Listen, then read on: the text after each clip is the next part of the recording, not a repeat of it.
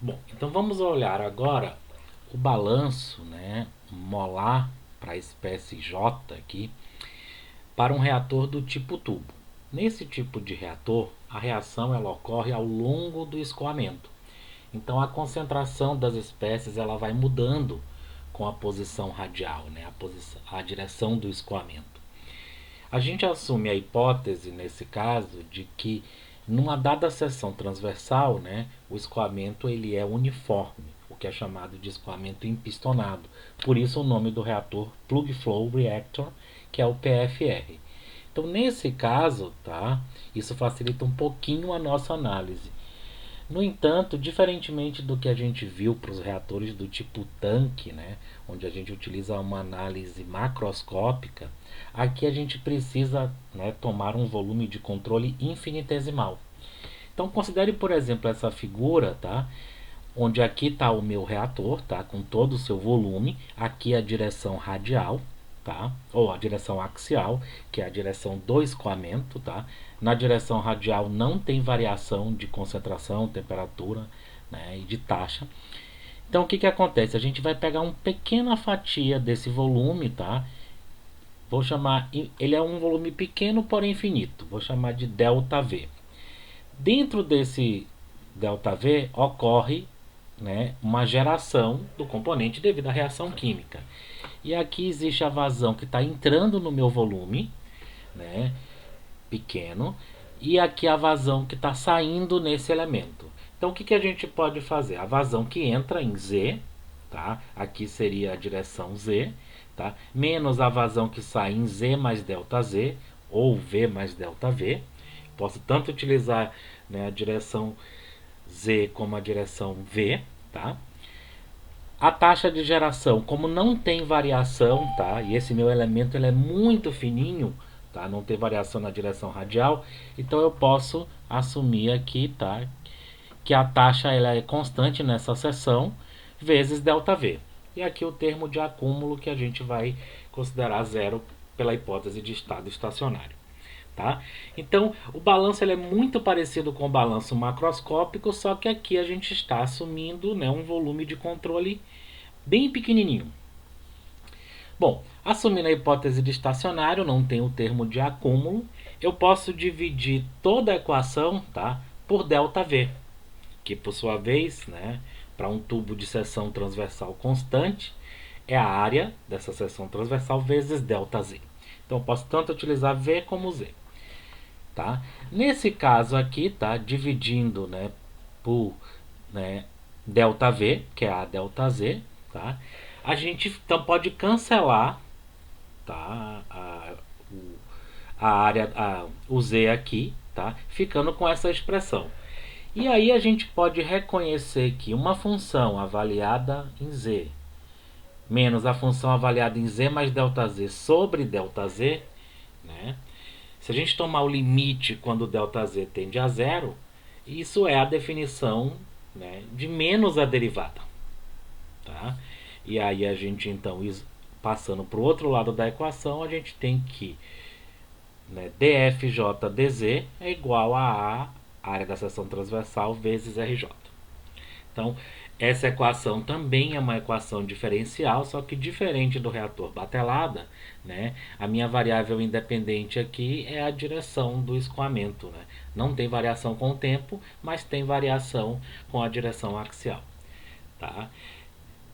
Posso tanto determinar qual é o comprimento desse reator, como determinar direto o seu volume. Nesse caso, tá, que eu poderia dividir tudo por ΔV e tomar o limite quando ΔV tende a zero, obtendo essa expressão aqui. Então, tanto faz uma ou outra.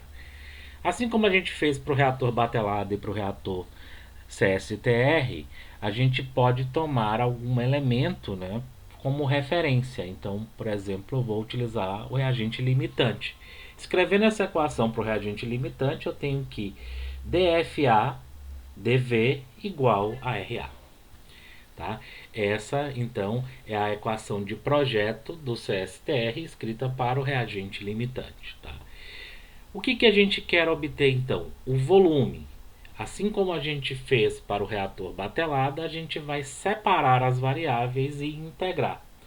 Tá? Então vocês já perceberam que o CSTR tem uma equação algébrica, o que torna, né, a avaliação do volume relativamente mais fácil do que para um reator PFR. Tá?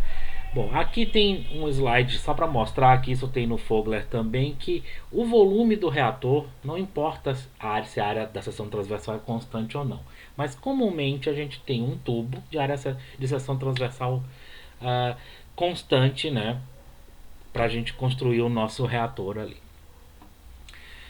Bom, dada a equação de projeto, né, como eu falei, a taxa ela depende da concentração. Então eu posso utilizar, né, como variável a concentração ou alternativamente a conversão, tá? Que aí é um caso mais geral que se aplica tanto para líquidos quanto para gases, tá? Mas para o caso da concentração, eu posso substituir aqui FA por CAV, concentração vezes vazão volumétrica. Observe que se V for constante, eu posso tirar para fora, tá? Mas se V não for constante, eu fico com uma equação, né, um pouco mais complexa. Então eu utilizo conversão nesse caso. Mas para o caso de vazão constante, eu posso integrar em CA. Separo as variáveis e integro. A forma geral é utilizar XA.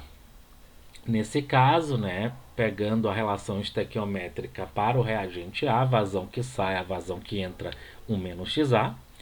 Diferenciando em relação ao volume, tá, com FA0 constante, porque a vazão na entrada ela independe do volume, a gente tem então dFAdV igual a menos FA0 dXAdV. Então lá na equação de projeto eu troco dFAdV por isso, ficando com essa expressão aqui.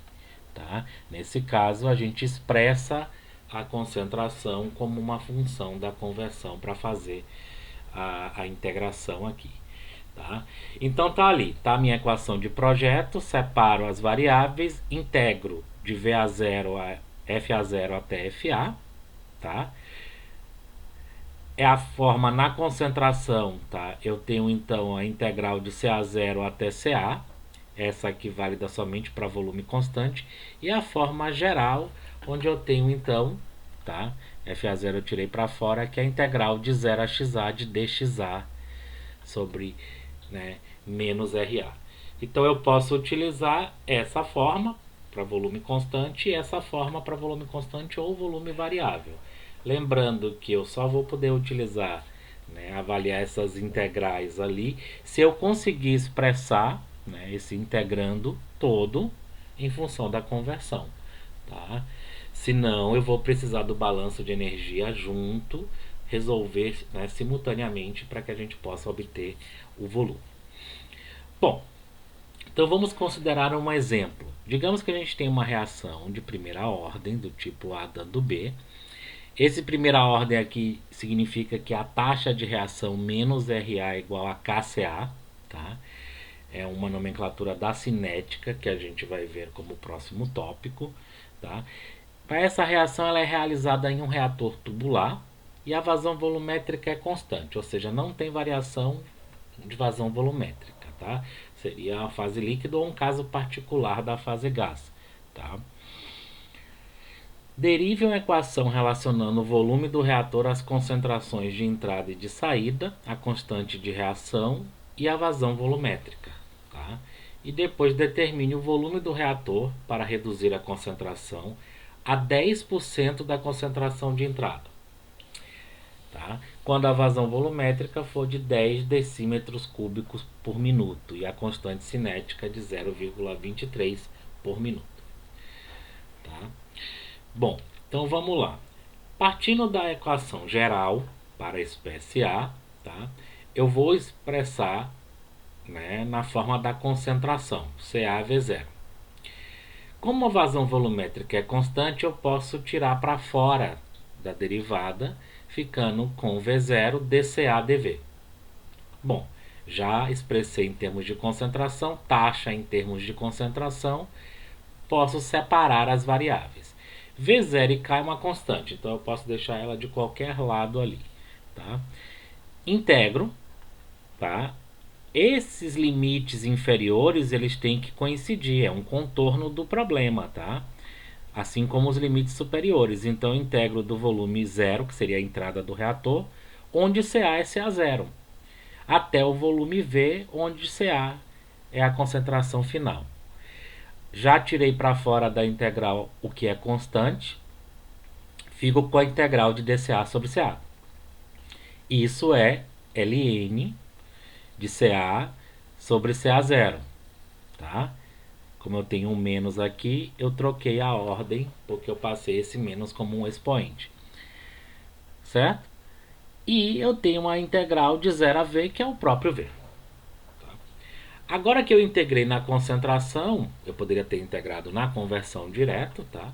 Mas quando eu tenho fase líquida, usualmente as integrais em concentração elas são mais simples do que em conversão. Tá? Agora eu posso substituir CA por CA0 menos XA, cortando o CA. Observe que aqui eu já tenho uma expressão direta em função da conversão. Porém, no enunciado eu não dei a conversão, eu dei a concentração. Tá? Então, substituindo os valores XA, V0 e K, eu posso calcular qual é o tamanho desse reator. Observe que o que eu tenho é que o CA final é 10% do inicial.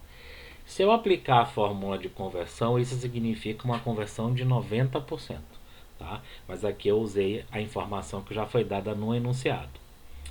Uma coisa aqui, pessoal, que vocês podem verificar é que 1 decímetro cúbico, tá, é que vale a 1 litro. Então, assim, a gente, né, aparece bastante essa unidade aqui em diversos exercícios. É a mesma coisa de 1 litro, tá? Então, aqui seria um reator de 100 litros para que eu alcance a conversão de 90%. Mas, observe aqui que se a gente, né, fizer XA tender a 1, tá? Esse denominador tende a 0, o que me levaria a uma indeterminação, tá? Porque à medida que o XA tende a 100%, o volume vai tender a infinito. Tá? Então aqui só para finalizar, né, a gente tem as formas de balanço do reator batelada CSTR e PFR, forma diferencial para batelada e PFR, forma algébrica para o CSTR, tá?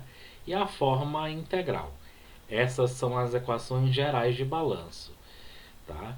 Porém, quando a gente aplica, né, tanto para, né, batelada, CSTR, PFR em concentração ou em conversão, a gente obtém, né, formas um pouquinho diferentes que a gente pode separar e integrar para obter então a nossa equação de projeto. Tá?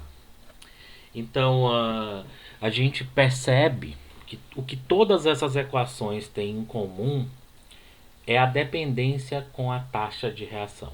Por esse motivo é muito importante a cinética, o estudo da cinética no projeto de reatores, e é o que a gente vai dar o foco no próximo tópico, para então a gente entrar propriamente no projeto, inicialmente isotérmico e depois projeto não isotérmico. Daí a gente vai ver o que a gente tem que escolher, o que a gente tem que variar, né? E qual é o nosso objetivo, como é que a gente analisa economicamente o problema. Então, até a próxima.